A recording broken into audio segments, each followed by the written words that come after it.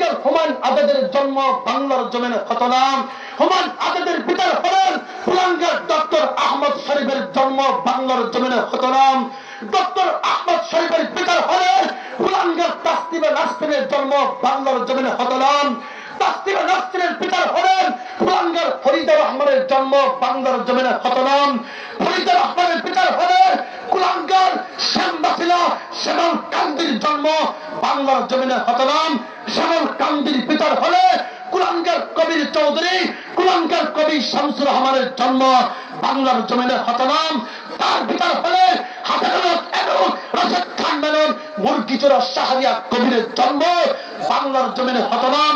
তার পিতার হলে কুলাঙ্গার ইমরান এই সরকার কুলাঙ্গার লতিফ সিদ্দিকী কুলাঙ্গার আসাদ নূরের জন্ম বাংলার জমিনে হতো না। এটাকে বলা হয় only one truth complete powerful village। এক নাস্তিককে ফাঁসির কাস্টে ঝুলিয়ে শুধু নাস্তিককে সাইজ করার বিধান আল্লাহ পাক রব্বুল আলামিন ইসলামে বাতলি দিয়েছেন। কথা বলেন ঠিক না বেঠিক?